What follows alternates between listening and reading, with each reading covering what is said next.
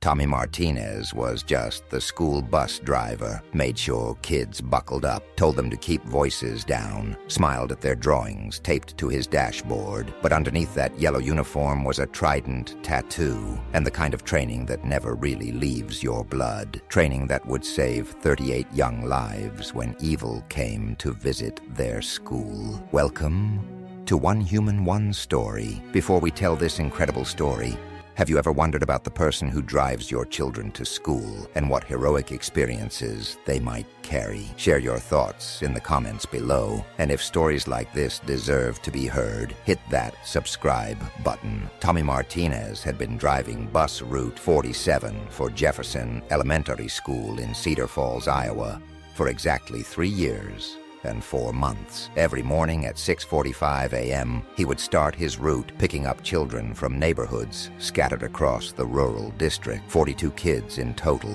ranging from kindergarten through 5th grade. He knew all their names, knew which ones needed help with their seatbelts, knew who had trouble at home and needed an extra smile in the morning, knew who was excited about the spelling bee and who was nervous about the math test. The children saw Tommy as a gentle giant, 6 feet 2 inches tall with graying hair and kind eyes behind wire-rimmed glasses. He wore the same navy blue uniform every day, with Jefferson Elementary patches on the shoulders. His bus was immaculate, clean windows, swept floors, a small American flag mounted near the rearview mirror. The kids had taped their artwork to the walls around his driver's seat, crayon drawings of buses and rainbows and stick figure families. Tommy displayed them all with pride. What the children didn't know was that Tommy Martinez had served 12 years as a United States Navy SEAL, Team 3,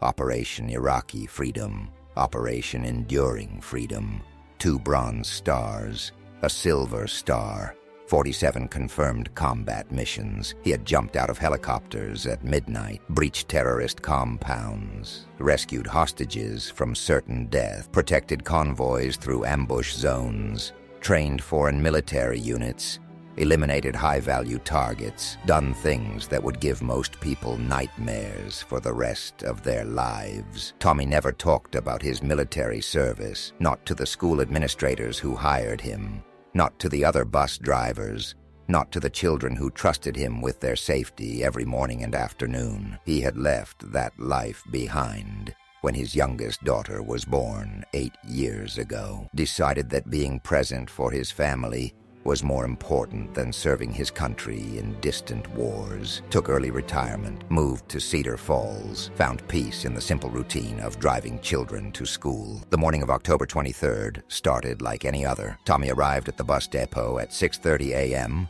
performed his pre-trip inspection, checked tire pressure, tested brakes, verified that all emergency exits functioned properly, adjusted mirrors, started his route at exactly 6:45. First stop was the Johnson farm, where 8-year-old Sarah Johnson climbed aboard with her backpack covered in butterfly stickers. She always sat in the 3rd row and always said, "Good morning, Mr. Tommy," in a voice so quiet he had to strain to hear her. By 7:15 a.m., Tommy had collected all 42 children. The bus was full of morning chatter, kids comparing homework answers, discussing weekend plans, arguing about which superhero was strongest. Tommy listened to their conversations in the rearview mirror and smiled. These children represented everything good in the world. Innocence, hope, unlimited potential. They deserved to grow up in safety, to learn and laugh and discover who they were meant to become. Jefferson Elementary School came into view at 7:28 a.m. Red brick building with white columns, American flag flying proudly in front, yellow buses lined up in the drop-off zone, children streaming toward the entrance with teachers welcoming them at the doors. Tommy pulled into his designated spot and opened the bus door. Children began filing out in orderly fashion, just as he had taught them. Single file, no pushing. Watch the steps. Have a great day at school. That's when Tommy heard the first gunshot. The sound came from inside the school building, sharp, unmistakable. Tommy had heard thousands of gunshots in his military career, could distinguish between different calibers by sound alone. This was a rifle, high-powered, semi-automatic, being fired in rapid succession. Not a car, backfiring. Not construction noise. Not fireworks. This was someone shooting to kill inside a building full of children. Tommy's military training took over instantly. Time slowed. His senses heightened. Adrenaline flooded his system. He counted muzzle flashes in his peripheral vision, estimated the shooter's location based on sound reflection, calculated distance and trajectory, assessed threats and escape routes. All of this happened in less than 2 seconds, while his conscious mind was still processing what was happening. 23 children were still on the bus. 19 had already entered the building. Tommy's first priority was securing the children under his protection. He slammed the bus door shut and engaged the locks, started the engine, backed away from the school building, put distance between his bus and the active shooter, positioned the vehicle behind a concrete barrier that would stop rifle rounds. The children on the bus were confused. "Mr. Tommy, why are we leaving?" "I forgot my lunchbox. Are we going back to get Emma?" Tommy's voice was calm but firm. "Everyone needs to get down on the floor right now. Lay flat between the seats. Stay quiet. Do exactly what I tell you." Some of the older children recognized the sound of gunshots and understood immediately. They helped the younger ones get down, whispered reassurances, followed Tommy's instructions without question. Tommy grabbed the radio microphone. "Bus 47 to dispatch. We have an active shooter at Jefferson Elementary. I have 23 children secured in my vehicle, approximately 200 yards from the building. Need immediate law enforcement and medical response. Children inside the school are in immediate danger." The dispatcher's voice cracked with disbelief. "Say again, Bus 47. Did you say active shooter?" Tommy repeated his message, added his GPS coordinates, requested that all other buses avoid the area, told dispatch he was maintaining position until first responders arrived. Through his side mirrors, Tommy could see teachers running from the building, some carrying small children, others herding students toward the parking lot. He saw Principal Williams near the main entrance directing evacuation efforts, saw custodian Mr. Peterson helping wheelchair-bound students navigate the steps. These were good people, dedicated educators, but they weren't trained for combat. They were doing their best in an impossible situation, but they needed help. Tommy made a decision that went against every school district protocol, against every insurance policy, against every legal liability concern. He was going to help. He turned to face the children on his bus. "Listen to me very carefully. I need to go help the other kids and teachers. You are going to stay here where it's safe. Lie flat on the floor. Do not get up. Do not look out the windows. If anyone except police officers tries to get on this bus, you press this emergency button." Tommy showed them the red button that would sound the horn and alert dispatch. Sarah Johnson, the quiet girl with butterfly stickers, raised her hand. "Mr. Tommy, are you going to be okay?" Tommy smiled. "I'll be fine, sweetheart. I promise I'll come back for all of you." Tommy opened the bus door and stepped outside. He was no longer a school bus driver.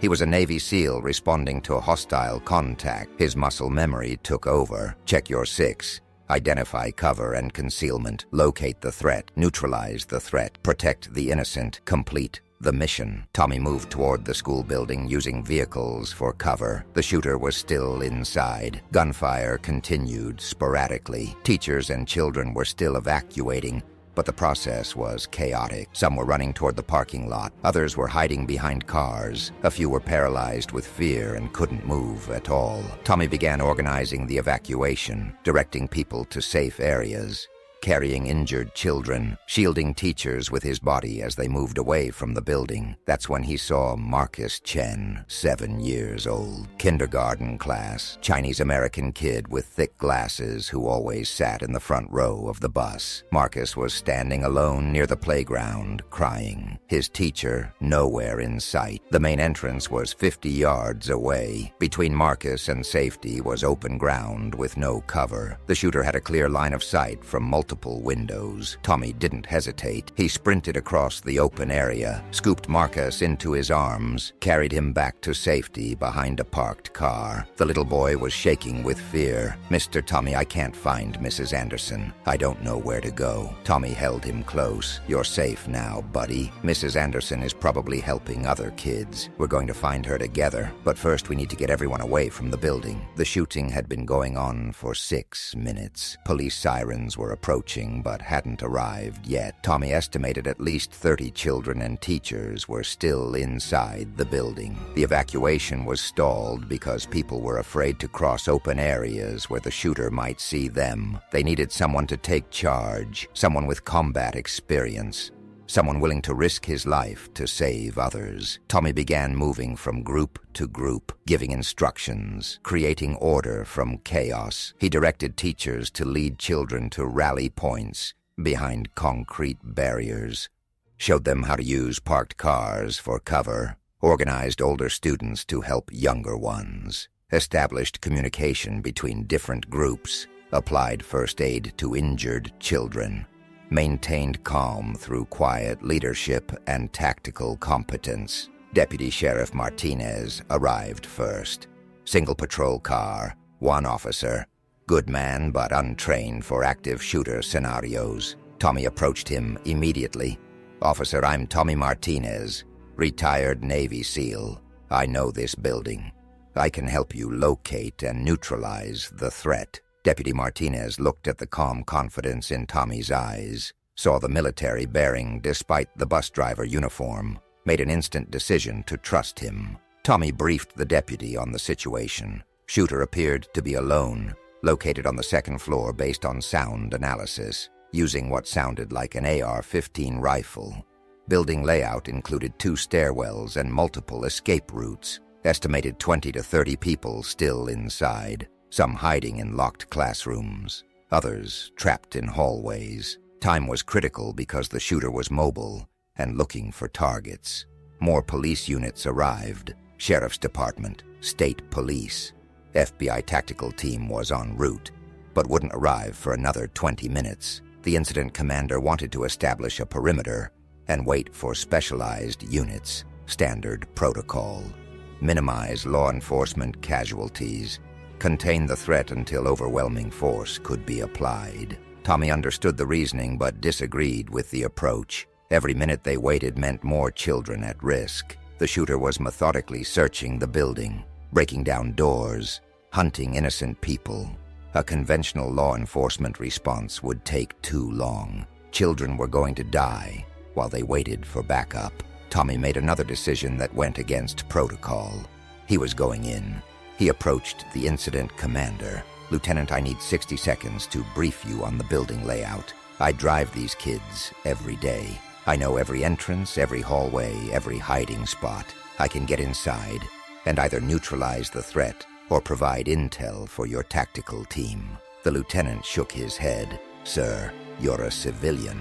I can't authorize you to enter an active crime scene. It's too dangerous and we'd be liable if you were injured." Tommy understood the legal concerns, but children's lives outweighed bureaucratic considerations. He had sworn an oath to protect the innocent. That oath didn't expire when he left the military. He walked away from the command post, circled around to the north side of the building, where there was a service entrance he knew about. The door was unlocked. Tommy entered the school alone. The hallways were eerily quiet. Emergency lighting cast strange shadows. Classroom doors were locked. Tommy could hear whimpering from behind some doors, children hiding under desks, teachers barricading themselves with furniture. He moved silently through corridors he had walked hundreds of times, delivering forgotten lunchboxes and permission slips. Now he was hunting a predator who threatened his kids. Tommy followed the sound of footsteps on the floor above. The shooter was moving methodically from room to room, testing door handles, firing at locks when doors wouldn't open.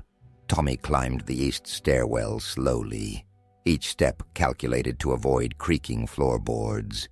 He had no weapon except his hands and his training, but he had something more important. He had the tactical advantage of knowing the building and the moral advantage of protecting children. The shooter was a thin man in his early 20s, wearing dark clothing and body armor. He carried an AR-15 rifle and extra magazines, appeared to be alone.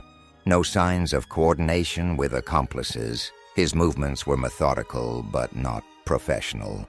Amateur-level tactics, tunnel vision focused on individual targets rather than controlling the battlefield. This was someone acting on impulse and anger rather than training and planning.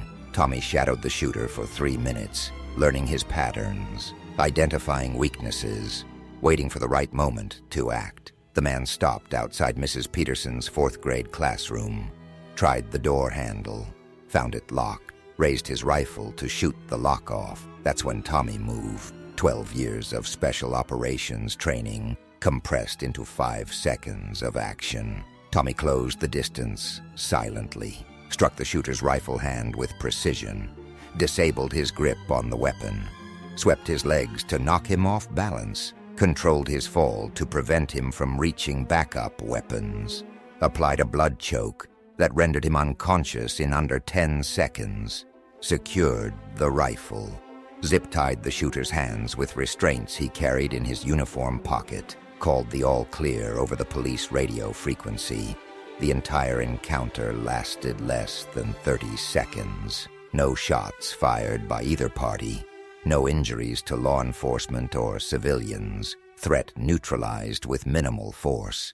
Building secured. Children safe. Police officers flooded the hallways within minutes. They found Tommy sitting calmly beside the unconscious shooter. Rifle secured. Suspect restrained. Building cleared room by room to ensure no additional threats. Paramedics treated children for shock and minor injuries from broken glass and falls during the evacuation. No fatalities, no serious injuries. Crisis resolved. Tommy was briefly detained. While investigators verified his story, multiple witnesses confirmed his actions. Security cameras showed his movements throughout the incident. The incident commander admitted that Tommy's intervention had probably saved dozens of lives. Without his quick thinking and tactical expertise, the outcome could have been catastrophic. The media called Tommy a hero. Local news stations interviewed him reluctantly. He deflected attention away from himself and toward the teachers who had protected their students, the principal who had organized the evacuation, the custodian who had helped disabled children escape, the police officers who had responded immediately despite being outnumbered and outgunned, everyone who had worked together to protect the innocent. Tommy returned to driving his bus route the next week. Same schedule. Same kids, same gentle demeanor. The children who had been on bus 47 during the incident were different now. They looked at Mr. Tommy with a mixture of awe and gratitude. They understood that their quiet bus driver was more than he appeared, someone who would risk everything to keep them safe. Sarah Johnson, with the butterfly backpack, started sitting in the front seat instead of the 3rd row.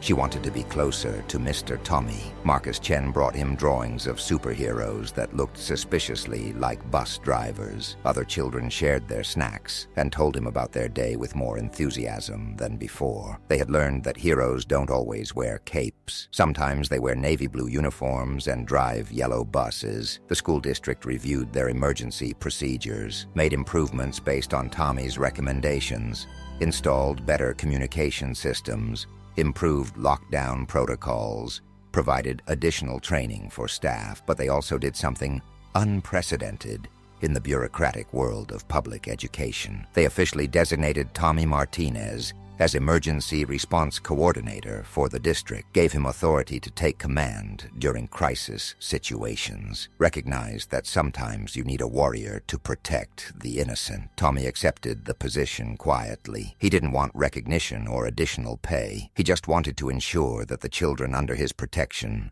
would never face evil alone, that if danger came calling again, there would be someone ready to meet it with courage and competence. 6 months later, Tommy received a letter from the Department of Homeland Security, an offer to join their school security training program. His experience at Jefferson Elementary had become a case study in civilian response to active shooter scenarios. They wanted him to teach other school personnel how to react when law enforcement wasn't immediately available, how to protect children using tactical thinking and decisive action. Tommy declined the offer. He had found his calling in Cedar Falls, Iowa, driving children to school every morning, making sure they felt safe and loved, being ready to protect them if protection was needed. This was his mission now, not rescuing hostages in foreign countries, but shepherding young minds through the daily journey of learning and growing. The children on bus Route 47 never knew how close they had come to tragedy, never understood the tactical decisions their bus driver had made under pressure, never realized that their safety depended on split-second timing and years of specialized training. They just knew that Mr. Tommy made them feel secure, that he cared about their drawings and their spelling tests and their family pets, that he would always be there when they needed him. Tommy Martinez had been many things in his life: a warrior, a protector, a guardian of freedom, but nothing had prepared him for the most important mission of all, being trusted with the precious cargo of America's future. 42 children who climbed onto his bus every morning with absolute faith that he would deliver them safely to their destination.